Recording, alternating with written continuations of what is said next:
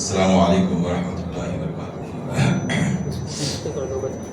الحمد للہ رب العالمین والصلاة والسلام علی خیر خلقہ محمد وعلی آلہ وصحبہ اجمعین ومن تبعهم بإحسان إلی یوم الدین، اما بعد۔ اعوذ باللہ من الشیطان الرجیم، بسم اللہ الرحمن الرحیم۔ یا ایھا الذین آمنوا لا یسخر قوم من قوم عسى ان یکونوا خیرا منہم ولا نساء من نساء عسى ان يكن خيرا منهن ولا تلمزوا انفسكم ولا تنابزوا بالالقاب بئس الاسم الفسوق بعد الايمان ومن لم يتب فاولئك هم الظالمون۔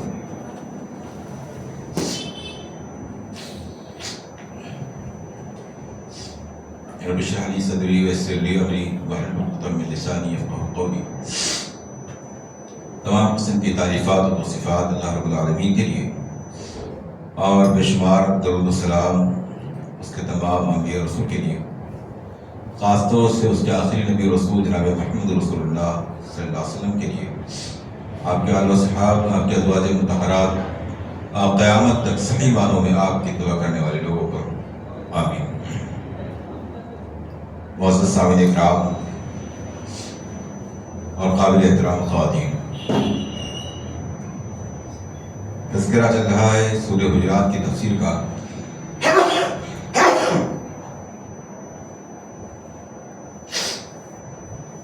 اس سے پہلے اسلامی معاشرے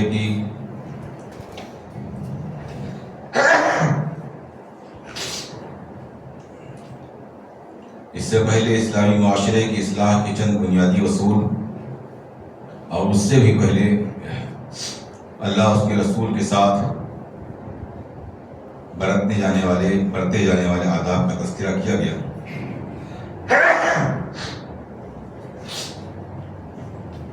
اس آیت کریمہ میں بھی اصلاح معاشرہ سے متعلق ایک بنیادی بات بیان کی گئی ہے۔ اللہ رب العالمین نے اس آیت کریمہ میں بھی اہل ایمان کو پھر سے ان کے ایمانی نام کے ساتھ پکارا ہے۔ سورہ حجرات میں اللہ رب العالمین چوتھی مرتبہ اہل ایمان کو یا ایھا الذین آمنوا کہہ کر پکار رہا ہے، جس سے معلوم ہوتا ہے کہ سورہ حجرات میں جو احکام بیان کیے گئے ہیں ان میں اللہ رب العالمین کس قدر ہماری توجہ چاہتا ہے۔ یہ ایسا ہی ہے جیسے کوئی شخص اپنے بیٹے کو نصیحت کرے اور بار بار اس کو بیٹا کہہ کر کے پکارے۔ ایسے اللہ رب العالمین نے ان آیات میں سورہ حجرات کے اندر چوتھی مرتبہ اہل ایمان کو یا ایھا الذین آمنوا کہہ کر پکارا۔ اور آپ جانتے ہیں کہ جہاں اللہ رب العالمین یا ایھا الذین آمنوا کہہ کر پکارتا ہے،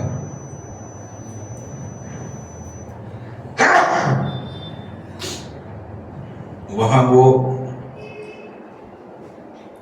یہ بتلانا چاہتا ہے کہ یہ بات جو بیان ہونے جا رہی ہے اس پر عمل کرنا اہل ایمان کا تقاضا ہے، اور اس کی مخالفت ایک انسان کو اس کے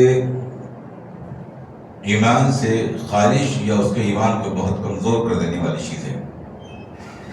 اللہ رب العالمین نے فرمایا یا ایھا الذین آمنوا لا یسخر قوم من قوم، اے ایمان والو تم میں سے کوئی بھی قوم کسی قوم کا مذاق نہ بنائے۔ عسیٰ ان یکونوا خیرا منہم، ممکن ہے کہ وہ لوگ جن کا مذاق بنایا جا رہا ہے اللہ رب العالمین کے نزدیک مذاق بنانے والوں کے مقابلے میں زیادہ بہتر ہوں۔ وَلَا نِسَاءٌ مِّن نِسَاءٍ عَسَىٰ أَن يَكُنَّ خَيْرًا مِّنْهُنَّ، اور نہ ہی عورتیں دوسری عورتوں کا مذاق بنائیں۔ ہو سکتا ہے کہ مذاق بنانے والی عورتوں سے وہ عورتیں اللہ کے یہاں زیادہ بہتر ہوں جن کا مذاق بنایا جا رہا ہے۔ سخریہ یا مذاق کا معنی ہے کہ کسی کی تحقیر اور تذلیل کے لیے، کسی کو ذلیل کرنے کے لیے اس کا مذاق بنانا۔ ایک ہے مذاق بنانا اور ایک ہے مذاق کرنا، جس کو خوش دلی یا مزاح کہا جاتا ہے۔ دونوں میں فرق ہے اور دونوں کے حکام بھی مختلف ہیں۔ خوش دلی یعنی کسی کے ساتھ مذاق کرنا، اگر وہ مذاق ایسے انداز میں ہو کہ اس کے ذریعہ کسی کو دلی تکلیف نہ پہنچے، اور دلی تکلیف پہنچانا مقصد بھی نہ ہو، بلکہ یوں ہی دل لگی کے لیے، یوں ہی تفریح تباہ کے لیے اگر محفلوں میں کچھ ہنسی مذاق کا سلسلہ قائم کر لیا جائے، یا کسی شخص کے ساتھ کچھ دل لگی کی جائے، مذاق کیا جائے، صرف یوں ہی خوش طبعی کے لیے، اس کے دل کو ٹھیس پہنچانا مقصد نہ ہو، تو اسلام اس طرح کے مذاق پر پابندی نہیں لگا رہا ہے، بلکہ نبی اکرم صلی اللہ علیہ وسلم اور صحابہ کرام کی سیرت کے مطالعے سے معلوم ہوتا ہے کہ آپ صلی اللہ علیہ وسلم نے اس طرح کے ماحول کو مزید بڑھاوا دیا ہے۔ یعنی اسلام یہ نہیں چاہتا ہے کہ مسلمان یا دیندار طبقہ انتہائی خشک مزاج بن کر کے رہ جائے، جیسا کہ عموماً یہ تصور پایا جاتا ہے۔ جو آدمی جتنا ہی زیادہ دیندار ہوتا ہے، بدقسمتی سے یا دینی مزاج کو نہ جاننے کی وجہ سے اتنے ہی زیادہ معاشرے میں خشک مزاج سمجھا جاتا ہے۔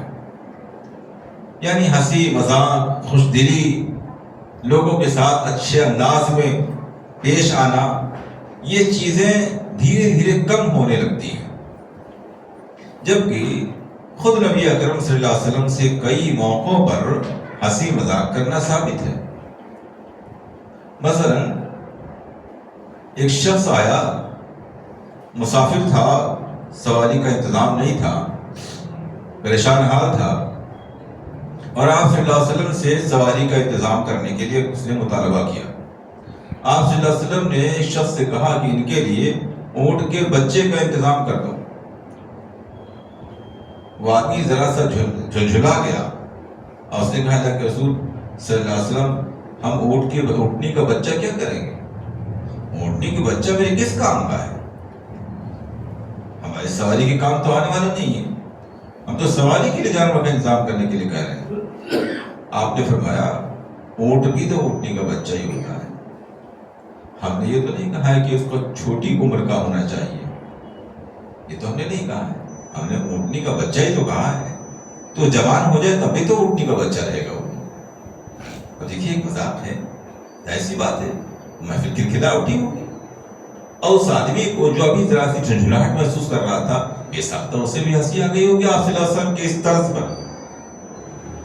یا جیسے ایک بڑھیا آئی اور یوں ہی بے ساختہ آپ صلی اللہ علیہ وسلم نے کہا کہ اسے کہا کہ رسول صلی اللہ علیہ وسلم کیا میں جنت میں جاؤں گی، یا میرے لیے دعا کر دیے جنت میں جانے کی؟ آپ نے فرمایا کوئی بڑھیا جنت میں نہیں جائے گی۔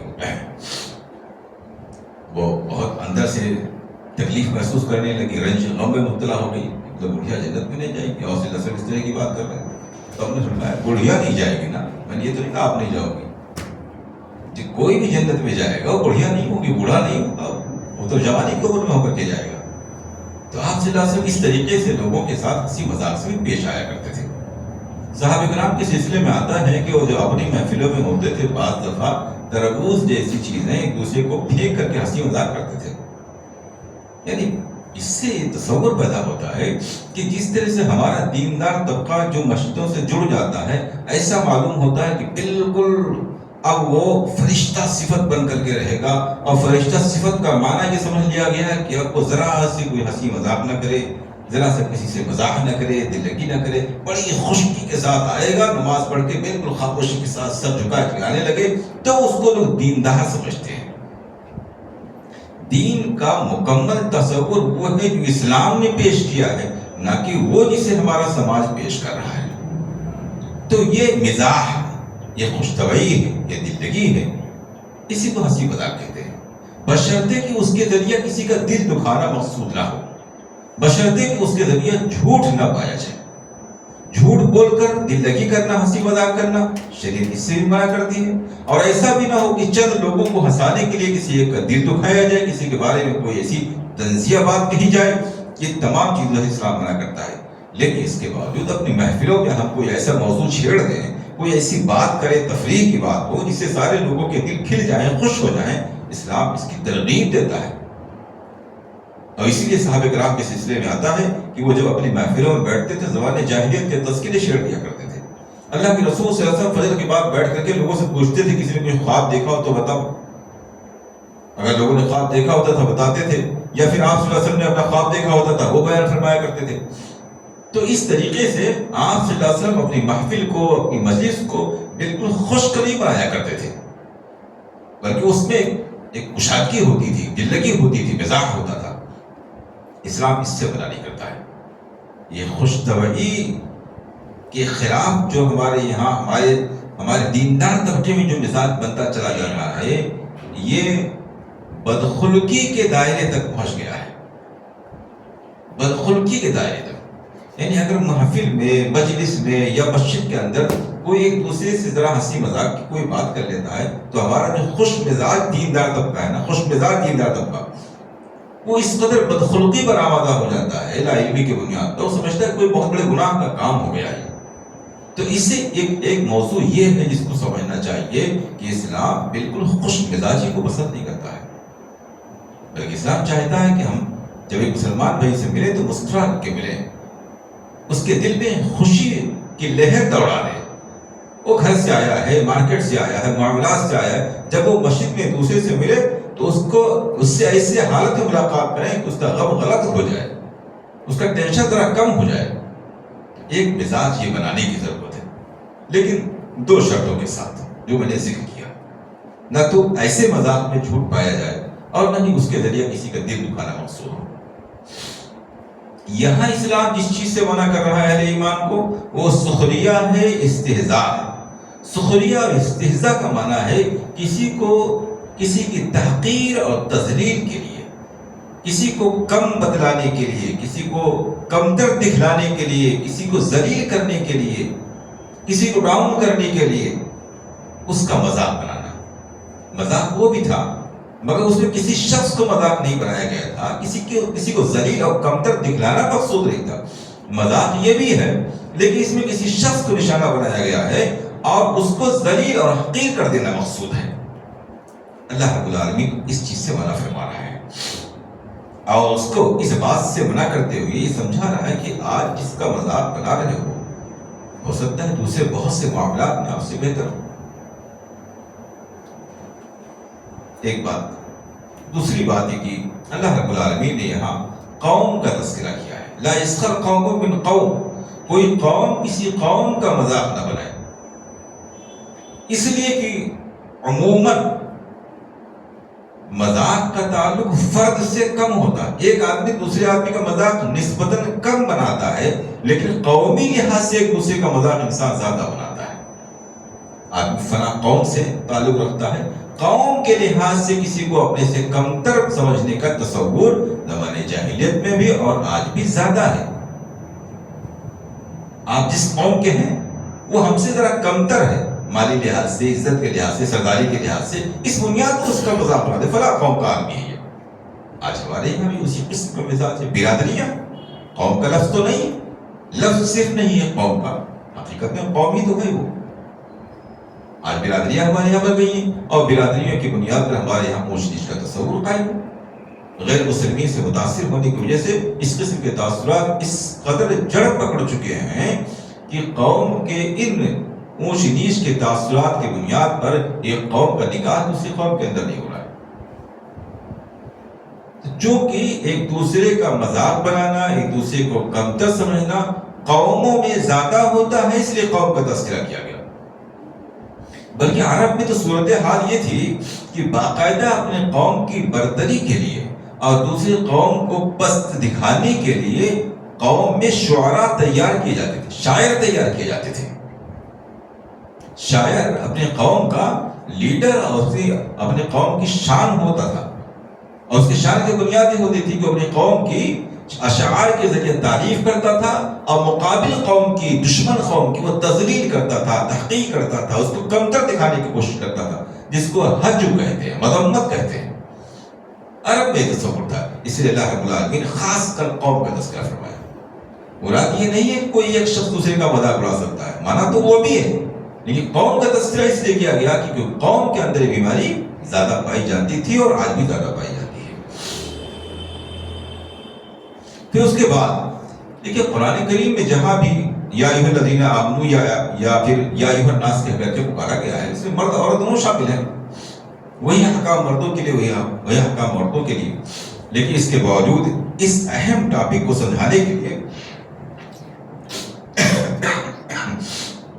اللہ رب العالمین نے عورتوں کا الگ سے خصوصی تذکرہ فرمایا، وَلَا نِسَاءٌ مِّن نِسَاءٍ عَسَىٰ أَن يَكُنَّ خَيْرًا مِّنْهُنَّ، اور کوئی عورت کسی دوسری عورت کا مذاق نہ بنائے، ممکن ہے کہ وہ عورتیں جن کا مذاق بنایا جا رہا ہے وہ زیادہ بہتر ہوں اپنی خوبیوں کے لحاظ سے، اپنی دینداری امانت داری کے لحاظ سے، اور اللہ رب العالمین کی نظر میں تقویٰ پرہیزگاری کی بنیاد پر ایسا ممکن ہے کہ زیادہ بہتر ہوں۔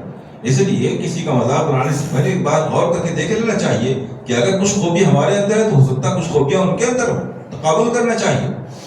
تو چونکہ عورتوں کے اندر یہ خوبی مخصوص طریقے سے کچھ زیادہ ہی پائی جاتی ہے، اس لیے اللہ رب العالمین نے عورتوں کو الگ سے مخاطب کیا اور فرمایا عورتیں بھی ایک دوسرے کا مذاق نہ بنایا کریں۔ آگے فرمایا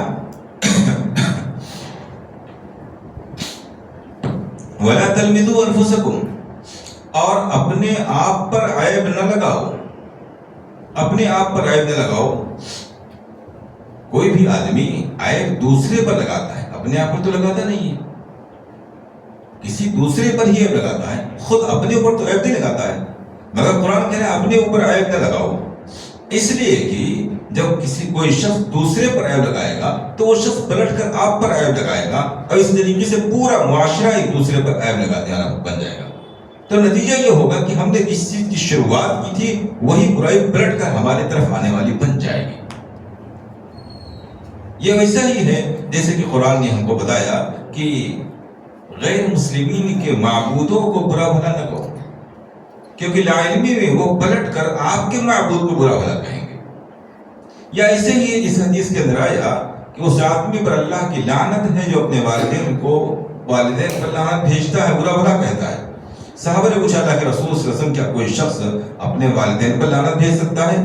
آپ نے فرمایا جب آدمی دوسرے کے والدین پر لعنت بھیجتا ہے تو وہ پلٹ کر اس شخص کے والدین پر لعنت بھیجتا ہے، تو اپنے والدین پر لعنت بھیجنے کا وہ سبب بنا ہے، اس لیے گویا وہ خود ہی اپنے والدین پر لعنت بھیج رہا ہے۔ ایسے ہی اللہ رب العالمین نے فرمایا کہ اپنے اوپر عیب نہ لگاؤ، یعنی کسی دوسرے پر عیب نہ لگاؤ ورنہ خود تمہارے اوپر بھی عیب لگایا جائے گا۔ عیب لگانے کا معنی یہ ہے کہ ان کے عیبوں کو ٹٹولا جائے، ان کی خامیوں کو ٹٹولا جائے اور معاشرے کے اندر اس کو پھیلایا جائے، یا اس عیب کے ذریعہ اس کو بدنام کرنے کی کوشش کی جائے۔ یہ ساری چیزیں اس کے اندر ممنوع ہے، منع کیا گیا۔ وَلَا تَنَابَزُوا بِالْأَلْقَابِ، اور ایک دوسرے کو برے القاب کے ذریعہ نہ پکارو، برے ناموں کے ذریعہ نہ پکارو۔ برے ناموں سے مراد یہاں کیا ہے؟ وہ نام کی جس کی وجہ سے سامنے والے کو تکلیف ہو، ورنہ اگر کسی لقب کی بنیاد پر، کسی سر نیم کی بنیاد پر کسی شخص کو کوئی تکلیف نہیں ہو رہی ہے تو کوئی اچھی بات ہے۔ ہاں اگر اسے خوشی ہو رہی تو مستحب ہے، تو بہتر ہے کہ آپ اس اچھے نام کے ساتھ اس کو پکاریں، اور اگر تکلیف نہیں ہو رہی تو جائز ہے، جیسا کہ اللہ کے رسول صلی اللہ علیہ وسلم نے خود اپنے بہت سے صحابہ کرام کے بہت سے القاب بنائے تھے۔ جیسے آپ جانتے ہیں حضرت ابوبکر رضی اللہ عنہ کے ساتھ صدیق نام کا حصہ بن گیا، حالانکہ وہ نام نہیں تھا۔ اللہ کے رسول صلی اللہ علیہ وسلم نے صدیق کہا، عمر رضی اللہ عنہ کے ساتھ فاروق، حضرت علی رضی اللہ عنہ کے ساتھ ابو تراب، مٹی والے ایک موقع پر مسجد کے اندر لیٹے ہوئے تھے، آپ کے جسم پہ مٹی لگی ہوئی تھی، آپ نے فرمایا یا ابو تراب، ابو تراب۔ حضرت علی رضی اللہ عنہ کو نام اتنا پسند آیا کہ ابو تراب اپنا لقب بن گیا۔ یہ ایک صحابی تھے کہ جن کے ہاتھ دوسرے صحابہ کے مقابلے میں ذرا لمبے تھے، لمبے ہاتھ والے تھے، آپ نے ان کا نام رکھ دیا ذو الیدین، دو ہاتھوں والے۔ انہیں کوئی تکلیف نہیں ہوتی تھی، اس نام سے مشہور ہو گئے۔ تو اگر اس طرح کا کوئی نام رکھا جا رہا ہے، اگر وہ نام اچھا ہے، اس سے خوشی ہوتی ہے، انسان کو اچھا تعارف ہو رہا ہے، تو یہ مستحب ہے، اچھی بات ہے، بہتر ہے۔ اگر نارمل ہے یا بظاہر اس کے اصل میننگ میں کچھ خرابی بھی پائی جا رہی ہے لیکن اس کا نام رکھنے میں کوئی برائی نہیں ہے، اس کو برا لگ نہیں رہا ہے، اس کا ایک دوسرا معنی بھی نکل رہا ہے جس کی بنیاد پر اس کا نام رکھ دیا گیا، تو ایسا بھی نام رکھا جا سکتا ہے۔ شرط کیا ہے؟ سامنے والے کو برا نہ لگے۔ حمار کے معنی گدھا، حمار کے معنی گدھا۔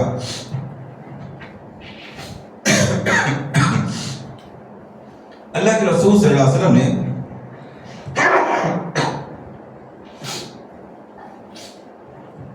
ایک صحابی کے نام کے ساتھ حمار لگا دیا، ایک صحابی کے نام کے ساتھ ان کا لقب بن گیا حمار، حالانکہ حمار کے معنی گدھا ہوتا ہے۔ وجہ کیا تھی؟ گدھا کہنے سے ایک تو اس کی بیوقوفی ایک آدمی کی نکلتی ہے، ایک پہلو اس کا یہ، ایک دوسرا پہلو کیا ہے؟ گدھا بڑا وفادار، بڑا سیدھا، بڑا محنتی جانور ہوتا ہے۔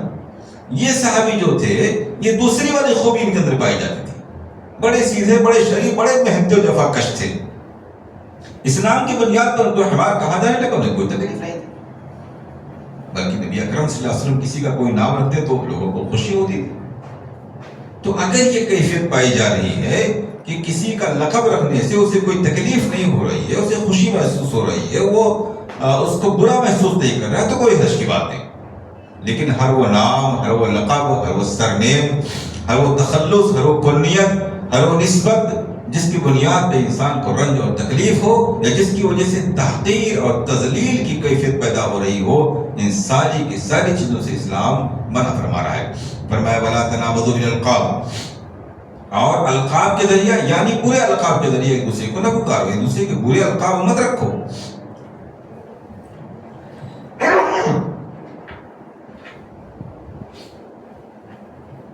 بئس الاسم الفسوق بعد الایمان، ایمان کے بعد سب سے برا نام کسی کو فاسق کہنا ہے۔ اسلام لانے کے بعد میں کسی کا سب سے برا نام فاسق کہنا ہے۔ معنی کیا ہے؟ ایک تو یہ ہے کہ ایک آدمی فاسق نہیں ہے، لیکن اس کے باوجود اس کو کوئی فاسق و فاجر کہہ رہا ہے، یا اس کے اندر کوئی خرابی پائی جا رہی ہے، مثلا وہ بے نمازی ہے، یہ اس طرح کی کوئی اس کے اندر خرابی پائی جا رہی ہے، تو اس خرابی کو اس کا لقب بنا دیا جائے، ٹائٹل بنا دیا جائے، اب اس کو اسی نام سے پکارا جانے لگے۔ یہ اسلام میں نہایت قبیح نام ہے، برا نام ہے۔ اسی طرح کوئی آدمی پہلے اسلام قبول کرنے سے پہلے یا آج کی موجودہ زندگی سے پہلے پچھلی زندگی میں کوئی آدمی کسی طرح کے گناہ میں مبتلا تھا، کوئی شراب پیتا تھا، کوئی زنا کرتا تھا، کوئی کچھ اور کرتا تھا، کوئی سودی کاروبار کرتا تھا، مختلف گناہوں میں مبتلا تھا۔ اب آج اللہ رب العالمین نے اس کو توفیق دی ہے، اس نے اب توبہ استغفار کیا، اپنے گناہوں پر شرمندہ ہے، اپنی زندگی مکمل بدل لی ہے، روزہ نماز پر تقوی کا عادی ہو گیا ہے، اب اس کی پوری زندگی بدل گئی ہے۔ اب کوئی بات ہو رہی ہے، کوئی چرچا ہو جائے، کوئی اختلاف ہو جائے، تو اس پرانی زندگی کا حوالہ دے کر کے کہا اچھا تم ایسے تو تھے پہلے، تمہاری عادت تھوڑی گئی ہے۔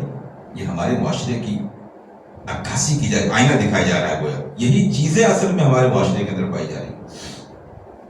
اور ان آیات کو دیکھنے کے بعد معلوم پڑتا ہے کہ اس قدر تعلیم یافتہ ہونے کے باوجود آج کا ہمارا معاشرہ اس زمانے کے معاشرے سے بہت مختلف نہیں ہے۔ تو قرآن فرماتا ہے بئس الاسم الفسوق بعد الایمان، انسان ایمان لے آئے، تقویٰ کی زندگی اختیار کر لے، حالات اپنے بدل لے، تو اب پرانی پچھلی زندگی کا حوالے دے کر کے اس کو برا نہیں کہا جاتا ہے۔ اگر ایسا ہوتا تو پھر صحابہ اکرام کو کیا کہتے ہوں، جو مختلف قسم کے جرائم میں مبتلا تھے، شراب خوری، زناکاری، چوری اور نہ جانے کیا کیا۔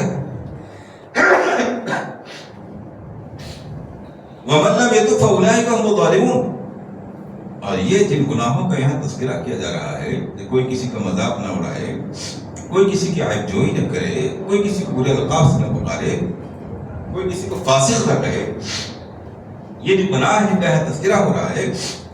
ان آیات کو سننے اور سمجھنے کے بعد اگر کوئی آدمی اللہ رب العالمین سے توبہ استغفار نہیں کرتا ہے تو وہ لوگ پھر ظالم ہیں، اللہ رب العالمین کی نظر میں ظالم ہے۔ ظالم کا دو معنی ہے، ایک تو توبہ کا معنی ہمیں سمجھنا چاہیے۔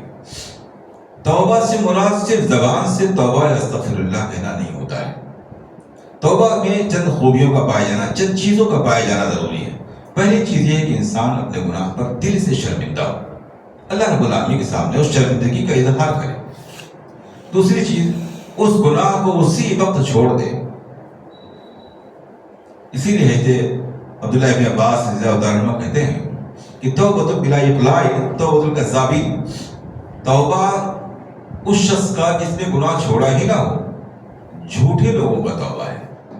مسجد میں آتا ہے تو اللہ رب العالمین سے استغفر اللہ اور توبہ گناہوں سے معافی مانگ رہا ہے، لیکن اس کا پورا ارادہ یہی ہے کہ وہ واپس جا کر کے وہی کام کرنا ہے جو کام ابھی کر کے آئے ہیں، تو یہ جھوٹے لوگوں کا توبہ ہے۔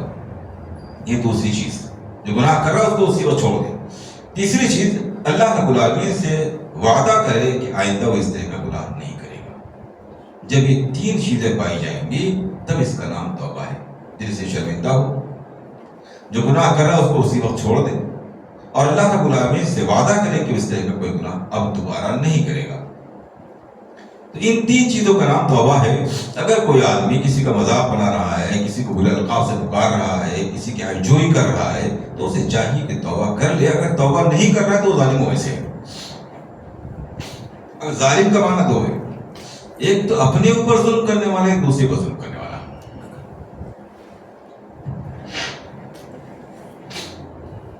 اپنے اوپر ظلم کرنے والا اس طرح ہے کہ جو کچھ وہ کر رہا ہے اس کی سزا اس کو خود ملنے والی ہے، تو حقیقت میں وہ جو کچھ کر رہا ہے وہ اپنے آپ ہی پر ظلم ہے۔ اور دوسرے پر ظلم کرنے کا معنی یہ ہے کہ دوسرے کے ساتھ زیادتی کر رہا ہے۔ جب وہ دوسرے کے ساتھ زیادتی کر رہا ہے تو حقیقت میں وہ اپنے ساتھ ہی زیادتی کر رہا ہے۔ دوسرے پر تو زیادتی ہے ہی، اور اپنے اوپر بھی زیادتی ہے۔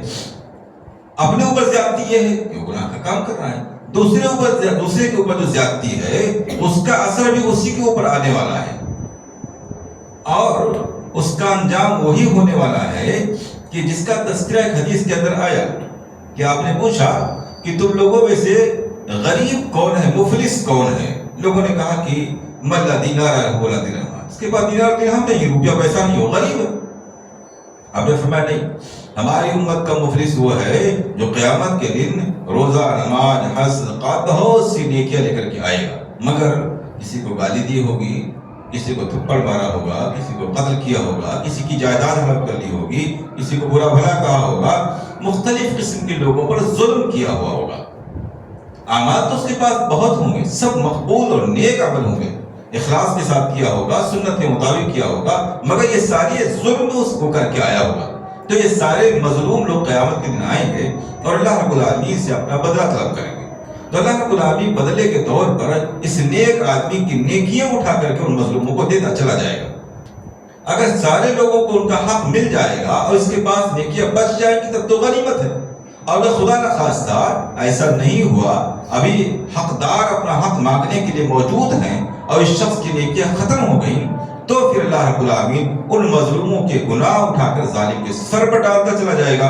اب اس کے پاس اپنا گناہ بھی ہوگا اور دوسرے مظلوموں کا گناہ ہوگا، نیکی نام کی کوئی چیز بچے گی نہیں، اس لیے فَطُرِحَ فِی النَّارِ، اس شخص کو جہنم میں پھینک دیا جائے گا۔ تو فَأُولَٰئِکَ هُمُ الظَّالِمُونَ کہہ کر کے اس بات کی طرف اشارہ کیا گیا ہے کہ یہ انتہائی بدترین قسم کا ظلم ہے، جس کی بنیاد پر ممکن ہے کہ ایک شخص کو جہنم کی سزا یا کم سے کم درجے میں اپنے بہت سے نیک اعمال مظلوم کو دینے پڑ جائیں، اور یہ بڑے خسارے کا، بڑی غریبی کا معاملہ ہوگا۔ ایک انسان یہاں اخلاص کے ساتھ سنت کے مطابق بہت سے نیک اعمال انجام دے، اور کل کو کوئی شخص آئے اور اس کے سارے نیک اعمال ایک ایک کر کے لے کر کے اپنے کھاتے میں چلا جائے اور آدمی خالی ہاتھ ہو۔ اس لیے ہمیں چاہیے کہ ہم اس قسم کے اعمال سے اپنے آپ کو محفوظ رکھیں جو دوسرے اعمال کو ضائع اور برباد کرنے کا ذریعہ ہیں۔ یہ وہ چیزیں اس میں بیان کی گئی ہیں جس کا تعلق پچھلی آیات سے ہے۔ پچھلی آیات میں کہا گیا تھا کہ انما المؤمنون اخوہ، سب مسلمان آپس میں بھائی ہیں، تو بھائی چارگی کو، اخوت کو، محبت کو، اتحاد و اتفاق کو قائم رکھنے کے لیے تعلیمات دی جا رہی ہیں۔ اس کا معنی یہ ہوا کہ معاشرے میں اخوت و بھائی چارگی اسی وقت پائی جائے گی جب ان آیات پر عمل ہوگا، یعنی معاشرے میں کوئی کسی کا مذاق نہیں بنائے گا، کوئی کسی کو اپنے سے کمتر نہیں سمجھے گا، جیسا کہ حدیث کے اندر آیا الکبر بطر الحق وغمط الناس، صحابہ نے پوچھا اللہ کے رسول انسان چاہتا ہے کہ اس کا لباس اچھا ہو، اس کا جوتا اچھا ہو، کیا یہ بھی تکبر میں آئے گا؟ آپ نے فرمایا نہیں، ان اللہ جمیل یحب الجمال، اللہ رب العالمین خود خوبصورت ہے، وہ پسند کرتا ہے کہ انسان اچھے لباس میں، اچھے چہرے مہرے کے ساتھ اچھی کنڈیشن میں رہے۔ پھر کیا ہے کبر؟ پھر تکبر کا معنی کیا ہے؟ آپ نے فرمایا الکبر بطر الحق وغمط الناس۔ تکبر یہ ہے کہ انسان کے سامنے حق آئے، اسے معلوم ہو جائے کہ یہ حق ہے، پھر بھی وہ اپنی شان میں، اپنی انا میں، اپنے ایگو میں اس کو نظر انداز کرے، میں نہیں مانتا میں اس کو، یہ تکبر ہے۔ وغمط الناس، اور لوگوں کو اپنے سے کم سمجھنے لگے کسی لحاظ سے۔ کچھ چیزیں تو ایسی ہیں جن کا کم ہونا واضح ہے، ضروری نہیں کہ سارے لوگ مال میں برابر ہوں، ضروری نہیں کہ سارے لوگ صحت میں برابر ہوں، ضروری نہیں کہ سارے لوگ علم میں برابر ہوں، ضروری نہیں کہ عمل میں برابر ہوں، یہ تو ضروری نہیں ہے اور ہو بھی نہیں سکتے ہیں۔ تو اس لحاظ سے معاشرے میں کم اور زیادہ ہونا تو یقینی ہے۔ یہاں کم سمجھنے سے مراد یہ ہے کہ مال یا صحت یا علم یا عمل کی کمی کی بنیاد پر کسی شخص کو اپنے سے حقیر سمجھنا کوئی شخص شروع کر دے، یہ اصل میں تکبر ہے۔ تو جب اس قسم کی چیزیں پیدا ہوتی ہیں کہ معاشرہ ایک دوسرے کو اپنے سے حقیر سمجھنے لگتا ہے، ایک دوسرے کا مذاق بنانے لگتا ہے، ایک دوسرے کے عیب کے پیچھے پڑ جاتا ہے، تو پھر ایسا معاشرہ کبھی بھی خوشحال نہیں رہ سکتا ہے۔ یہ کیفیتیں کبھی یک طرفہ نہیں ہوتی ہیں، یہ ہمیں خوب سمجھ لینا چاہیے۔ ایسا ممکن نہیں ہے کہ معاشرے کے آدھے لوگ دوسرے کا مذاق بنائیں اور آدھے لوگوں کا مذاق بنتا رہے، آدھے لوگ جاسوسی کریں، کسی کے عیب جوئی کریں، اس کی خرابیوں کو ڈھونڈتے رہیں، اس کو خوب باریکی کے ساتھ ایک چیز کا جائزہ لیتے رہیں، اور آدھے لوگ اس کے شکار ہو جائیں، آدھے لوگ برے القاب سے دوسرے کو پکاریں اور آدھے لوگ خاموش تماشائی بنے بیٹھے رہیں۔ ایسا نہیں ہو سکتا ہے، بلکہ سماج میں ہم جس طرح کا رویہ اختیار کریں گے اسی طرح کی چیز پلٹ کر ہماری طرف آئے گی۔ یدان الفتح کما یدین، عربی کا مقولہ ہے کہ آدمی جیسا کرتا ہے پلٹ کر اس کو ویسا ہی بدلہ دیا جاتا ہے۔ اگر ہم لوگوں کے ساتھ ہنسی مذاق کا ماحول بنائیں گے، دل لگی کا ماحول بنائیں گے، پلٹ کر ہم سے بھی آدمی مسکرا کر کے ملے گا۔ اگر ہم اپنا چہرہ بسور کر کے اور بڑی ہی کراہیت کے ساتھ، بڑی خوشی کے ساتھ لوگوں کے ساتھ ملیں گے، ظاہر سی بات ہے سامنے والا بھی ہم سے مسکرا کر نہیں مل سکتا ہے۔ ہم جو سامنے والے کو دیں گے پلٹ کر وہی ہم کو سامنے والا دے گا، جو ہم سماج کو دیں گے سماج وہی ہم کو واپس کرے گا۔ اب ہم یہ چاہیں کہ کچھ لوگوں کا مذاق بنائیں اور کچھ لوگ ہمارا احترام کریں، یہ ممکن نہیں ہے۔ جب ہم ایک دوسرے کا احترام کرنا شروع کریں گے اور مذاق بنانے سے پرہیز کریں گے، تب سماج پلٹ کر ہمارا احترام کرے گا۔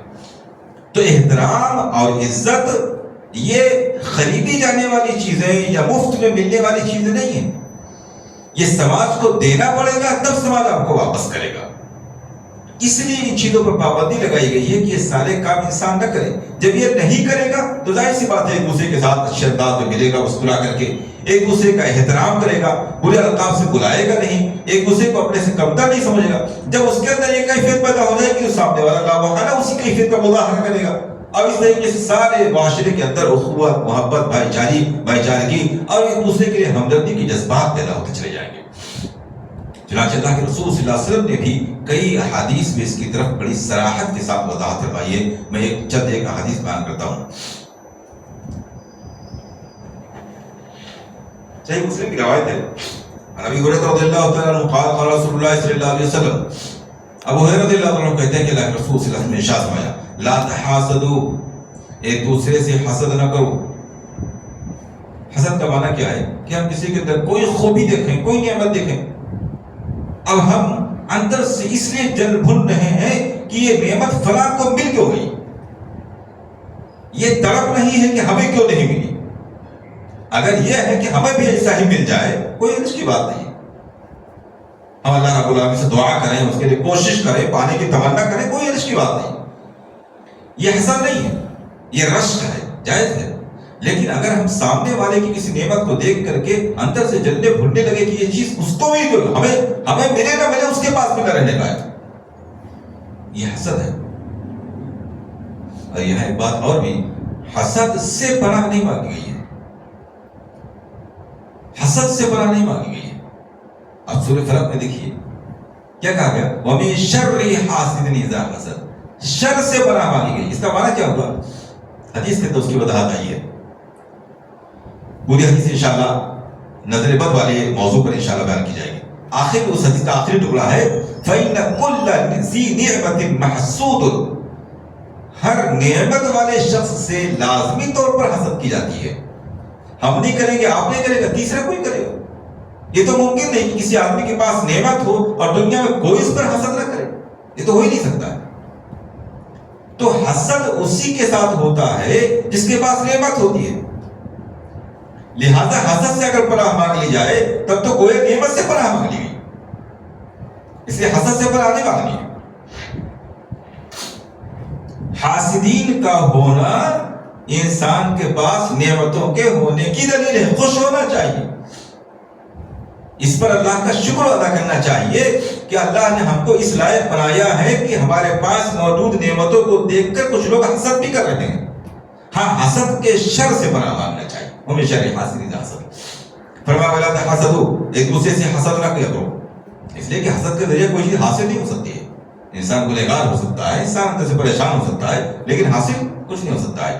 ولا تناجشوا، اور بھاؤ بڑھانے کے لیے کسی سے بیع و شرع نہ کرو، خرید و فروخت نہ کرو صرف بھاؤ بڑھانے کے لیے. ولا تباغضوا، ایک دوسرے سے بغض نہ رکھو. ولا تدابروا، ملاقات ہو تو پیٹھ پھیر کے چہرہ موڑ کے نہ چلے جاؤ، آمنے سامنے جاؤ، مسکراتے ایک دوسرے سے مصافحہ دعا کرو، دعا سلام کرو. اگر کچھ دلوں میں قدورت بھی ہوگی تو اللہ رب العالمین دھیرے دھیرے ان سب چیزوں کو پاک و صاف کر دے گا. ولا يبيع بعضكم على بيع بعض، اور تمہیں سے کوئی بھی آدمی ایک آدمی کی خریداری پر دوبارہ خریداری نہ کرے. ایک آدمی کی بات چیت چل رہی ہے، ابھی فائنل نہیں ہوئی، دوسرا آدمی اس پر بول تو نہ کرے. وَكُونُوا عِبَادَ اللَّهِ إِخْوَانًا، اور سب کے سب آپس میں اللہ کے بندے اور اللہ کے بندے اور آپس میں بھائی بن کر کے رہو. سب اللہ کے بندے ہیں، سب اللہ کے انڈر میں، اللہ سب کو نوازنے والا ہے. اللہ سے مانگیا کسی چیز کی ضرورت ہے. کسی سے حسد کرنے سے، کسی پر ظلم کرنے سے، کسی کی تحقیر کرنے سے، کسی کی خرید و فروخت کو خراب کر دینے سے، بھاؤ بڑھانے یا گھٹانے سے ہماری زندگی میں کوئی تبدیلی تو نہیں آ سکتی ہے. تبدیلی تو اللہ کے حکم سے آتی ہے، اللہ رب العالمین عطا فرماتا ہے. تو اللہ کا بندہ اور بھائی بن کر کے رہیے. المسلم اخو المسلم، ایک مسلمان دوسرے مسلمان کا بھائی ہوتا ہے. لا یظلمہ، وہ خود ظلم نہیں کرتا ہے. ولا یخذلہ، اور نہ تو کسی کے لیے یوں ہی بے یار و مددگار چھوڑ دیتا ہے کہ جو چاہے اس کو نقصان پہنچائے. یہ مسلمان کا شیوا نہیں ہے. مسلمان کا شیوا یہ ہے کہ کسی بھی ظالم کو کسی بھی حال میں ظلم نہیں کرنے دیتا ہے، بلکہ آپ صلی اللہ علیہ وسلم نے ارشاد فرمایا انصر اخاک ظالما و مظلوما، اپنے بھائی کی مدد کرو، وہ ظالم ہے تب بھی، مظلوم ہے تب بھی. وہ ظالم ہے تب بھی مدد کرو، مظلوم ہے تب بھی مدد کرو. صحابہ نے پوچھا اللہ کے رسول صلی اللہ علیہ وسلم، مظلوم کی مدد کرنا تو سمجھ میں آتا ہے کہ اس کو ظلم سے بچایا جائے، ظالم کی مدد کیسے کی جائے؟ وہ تو خود ہی ظالم ہے. آپ نے کہا اس کی مدد یہ ہے کہ اس کو ظلم سے روکا جائے. ظلم سے روکنا اس کی مدد ہے، اس لیے کہ جب آپ ظلم سے روک لیں گے تو کوئی عذاب سے اس کو بچا رہے ہیں.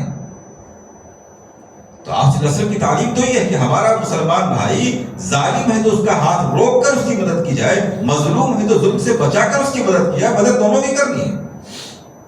ولا يحقره، اب کوئی بھی مسلمان کسی مسلمان کو اپنے سے کمتر اور حقیر اور ذلیل نہ سمجھے. ایک دوسری روایت میں آیا کہ کسی آدمی کے برا ہونے کے لیے اتنا ہی کافی ہے کہ وہ کسی مسلمان کو اپنے سے کمتر اور حقیر سمجھ رہا ہے. روزہ، نماز، حج، زکوٰۃ، تقویٰ، پرہیزگاری، ساری عبادتیں ایک طرف، صرف اس کے اندر ایک برائی اتنی سی ہے کہ وہ کسی مسلمان کو کسی قومیت کی بنیاد پر، برادری کی بنیاد پر، رنگ و نسل کی بنیاد پر، کسی ملک کی بنیاد پر، کسی علاقائیت کی بنیاد پر، کسی بنیاد پر اپنے سے کمتر سمجھ رہا ہے، یہ اس کے برا ہونے کے لیے کافی ہے. بس التقویٰ ہاہنا ویشیر الی صدرہ ثلاث مرات، آپ صلی اللہ علیہ وسلم اپنے سینے کی طرف 3 مرتبہ اشارہ کر کے فرمایا التقویٰ ہونا. یہ تقویٰ روزہ، نماز، حج، زکوٰۃ میں نہیں ہے، یہاں ہے تقویٰ. التقویٰ ہاہنا، تقویٰ یہاں سینے میں ہوتا ہے، دل میں ہوتا ہے. اس لیے ہمیں چاہیے کہ اللہ رب العالمین کے بیان کیے ہوئے ان اصلاح سماج سے متعلق احکام پر ہم غور کریں اور وہ اپنی زندگی میں اتارنے کی، اب پورے معاشرے کو امن سکون کا گہوارہ بنانے کی کوشش کریں. اللہ رب العالمین ہمیں ان تمام اس کے احکام پر کشادہ دلی کے ساتھ عمل کرنے کی توفیق عنایت فرمائے. آمین. وآخر دعوانا الحمدللہ رب العالمین.